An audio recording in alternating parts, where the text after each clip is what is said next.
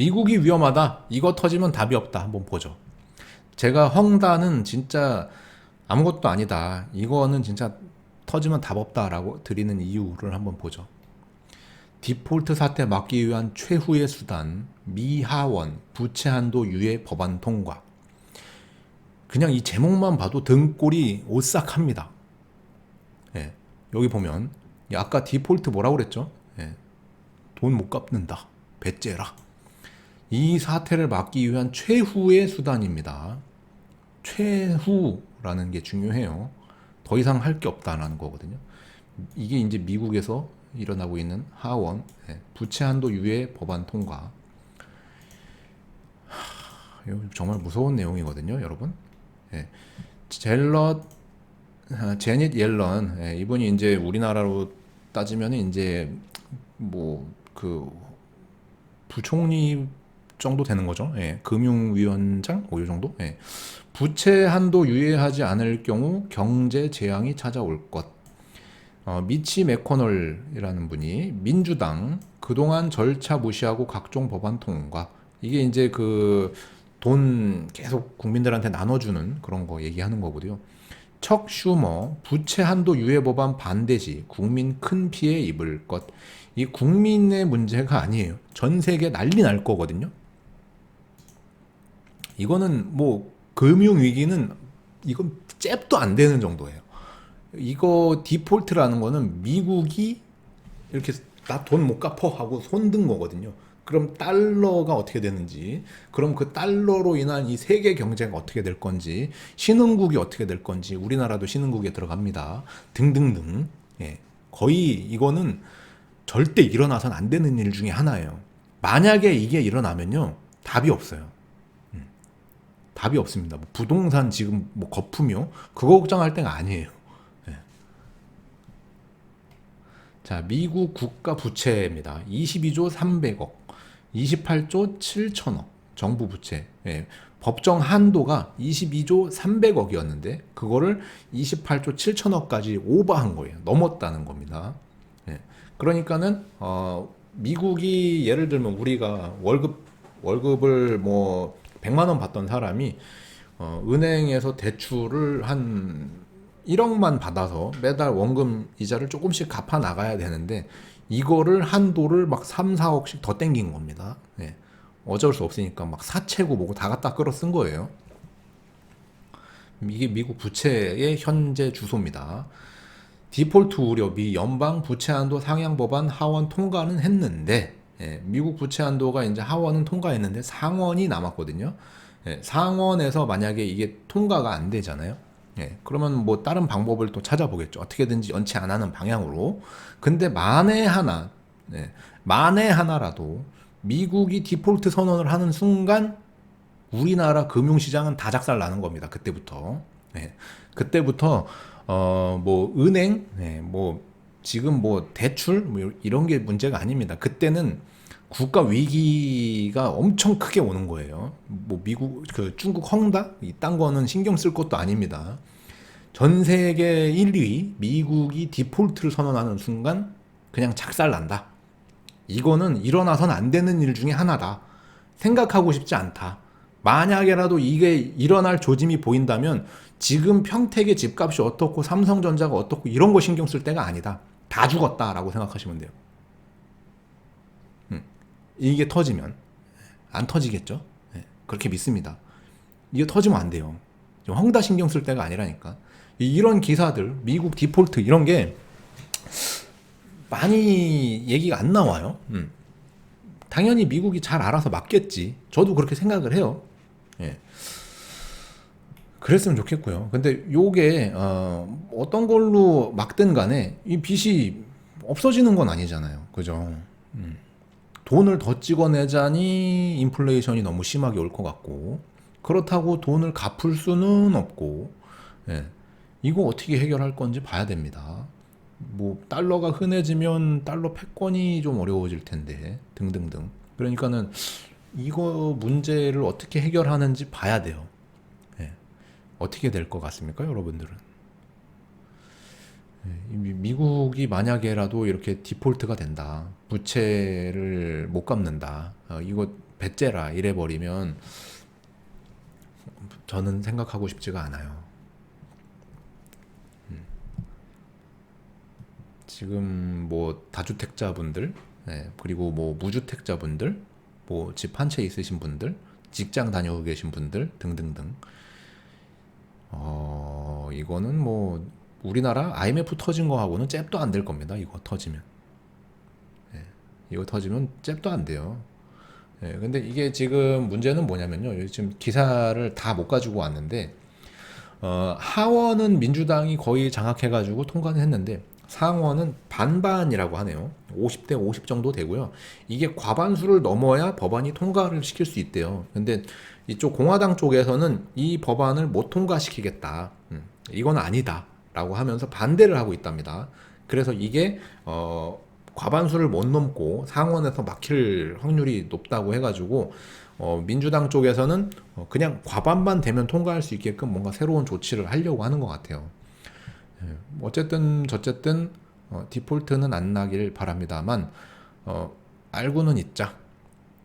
야, 이거 지금 헝다가 문제가 아니구나. 미국이 문제구나.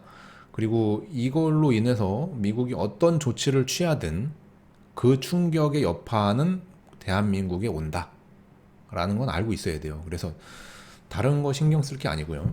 미국에서 나오는 뉴스들을 눈여겨볼 필요가 있습니다. 자, 그러면 우리나라는 지금 어디로 가고 있는 건가? 스태그플레이션이라는 얘기가 나옵니다. 이거 좋은 뜻이 아닙니다. 플레이스테이션처럼 그런 게임기가 아니에요. 스태그플레이션이라는 거는, 자, 정부 3달째 내수 불확실성 지속, 물가 우려도 커져. 9월 17일자 기사고요. 여기 보면은 최근 우리 경제는 견조한 수출 호조세가 지속되는 가운데 코로나 재확산에도 불구하고 고용이 개선 흐름을 이어갔으나 대면 서비스업을 중심으로 내수 관련 불확실성은 지속되는 모습. 그리고 8, 9월에는 2달 연속 내수 불확실성 지속을 언급. 이렇게 했습니다. 그러니까는 물가는 올라가는데 고용이 잘 안 쫓아가고 뭔가 경기는 그렇게 썩 나아지지 않는 상태가 스태그플레이션이 되고 있는 거죠. 거기에 이제 물가가 올라가는 거를 어떻게든 정부에서 막고 싶은데, 막을 때까지 막아서 이제 턱 위에까지 이제 콧잔등까지 참다 보니까는, 물이 차다 보니까는 결국 올렸어요. 4분기 전기료 전격 인상, 4인 가구 월 최대 1,050원. 많이 올라가는 건 아니라고 생각하겠지만 어쨌든 전기 요금이 올라갑니다.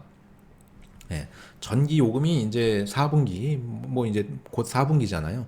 4분기부터 전기 요금이 올라가면 이게 곧 인플레이션이거든요. 물가가 올라간다. 지금 뭐 여러 가지 뭐 추석 앞두고서 뭐 물가 올라간 게 많죠. 근데 이제 전기 요금까지 같이 올라가는 겁니다. 나중에 이제 뭐 기름값이니 뭐니 등등등 많은 것들이 따라서 올라가겠죠. 왜냐면 전기 요금은 공장이 움직일 때 이제 공장에서 쓰는 전기료도 올라가는 거니까.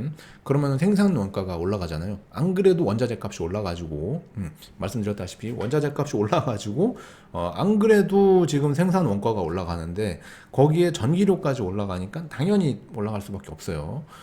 그러면은 모든 가격이 올라간다. 근데 이상하게 뭔지 모르게 대기업이라든가 뭔가 좀 연봉이 높으신 분들은 괜찮은데, 중하위권에 계셨던 분들은 뭔가 삶이 팍팍한데 조금 더 팍팍해질 확률이 높아진다는 겁니다. 취업이라든가 여러 가지 등등등. 스태그플레이션 시대의 투자법이라는 게 이제 나와 있었는데, 여기 이제 1970년대 오일 쇼크 당시 상황 재현 가능성 이거 거의 없을 것 같고요. 금 원자재나 금리 인상 따른 은행주 투자 제한 거론. 이 스태그플레이션이라는 게 이제 여기 자세히 아마 설명이 될 거든요. 스태그플레이션이란 인플레이션의 합성어, 스태그네이션과 인플레이션의 합성어로 경기 침체와 물가 상승이 동시에 일어나는 현상. 이렇게 딱 간단하게 정리되어 있어요. 경기 침체와 물가 상승이 동시에 일어난대요. 이게 그럼 뭔 소리야? 그럴 수도 있죠. 그럼 경기가 침체하고 물가가 상승한다는 거는 사람들이 돈을 많이 못 버는데 계속해서 물가만 올라가는 거예요. 오늘 예를 들어서 내가 오늘 그 기름을 넣으려고 했는데 뭐 1,700원 정도라고 보죠. 휘발유. 1,700원이 오늘이었는데 자고 일어났더니 1,005원이 됐고, 1,705원이 됐고, 또 자고 일어났더니 1,710원이 되고 계속 올라가는 거예요. 근데 난 소득이 그대로야. 심지어는 난 잘렸어. 예. 이렇게 되는 겁니다. 경기 침체가 같이 일어나는 거거든요. 경기 침체와 물가 상승이 동시에 일어나는 거예요. 최악인 거지. 이렇게 되면 어떻게 되느냐? 예. 물가 상승은 왜 일어나죠? 시중에 돈이 넘쳐나서 물가 상승이 일어나는 거잖아요. 그러니까 시중에 넘쳐나는 돈을 쫙 빨아당기기 위해서 금리를, 예, 요게, 예, 요렇게 그래프가 돼 있으면 시중에 이제 경기 충격이 와가지고 뭐 이렇게 돼 있다가 금리를 툭 떨어뜨려서 뭔가 인플레이션을 일으키려고 해서 인플레이션이 일어났어요.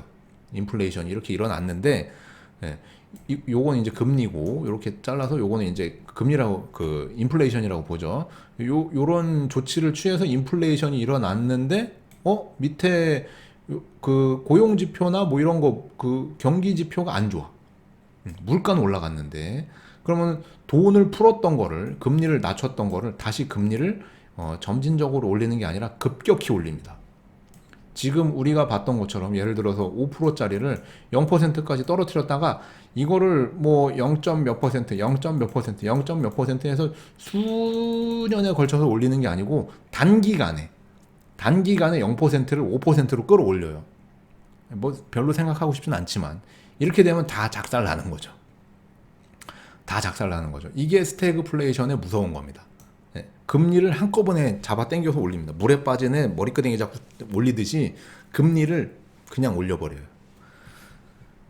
스태그플레이션이 그래서 무서운 겁니다. 네, 여기 보면은 이제 그런 거에 대한 경고를 하고 있다.